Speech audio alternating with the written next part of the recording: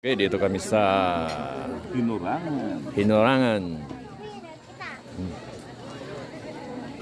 Dapat kasi meron tayong script. Hinurangan, Lagunoy, Camarines Sur. So, ito ang pasyalan ng mga partido. Yung mga bigo sa pag-ibig, pwede pumunta dito. Yung mga nai-inlove, pwede rin. Yung mga gustong malibang, pwede rin. Kasi Bisaya man nanonood. tinan mo yung tao, daming tao. Oh. Will nyo nito dito. Punta sila dito, magkape, magpansit, at manood. So, bakit maraming tao dito? Dahil chicken daw, dahil sa kopi. Pero ang totoo, maganda ang view dito. Demo yan, oh. Ayun, yung bundok na yun, yung tulak, tangkong baka. Ano yan? Tangkong baka? Yun. Yun? Ito ang bukid ng Lagunoy. Sa kabila nito ay Ano magic? presentasyon kanamuan.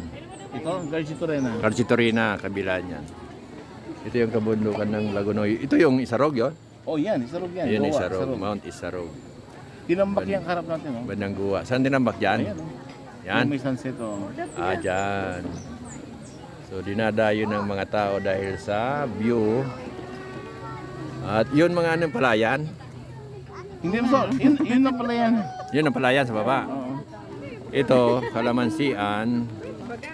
Dinibilap nila ng kalamansi. At may mga cottage na iba dito. So, see? Pero sa palagay mo, kumikita ang may-ari nito, kumikita. Tingnan mo, pakita mo siya. Kumikita ba yan? Kumikita. Kumikita ba yan? Kaya kadami? Yan. Ikot ka. Kumikita, oh. Pero masarap. Nakapila sa labas. Oh, yun. Kalahin mo, sinama ako ni Pastor Joel para lang Magkape. magkape. Pero di namin kaya yung kape, maraming pila. Doon na lang. Mag-vlog na lang kami, oh. Yeah. So, Hindi na pala vlog. Hindi ako marunong yung pastor. Hindi ako mag-vlog ang sabihin. Maubusan ako sabihin. O, may naliligo sa ilog, oh. meron, at yun, oh, man, naligo na sa ilog doon, oh. Ano, gusto nyo view dito? Punta kayo dito.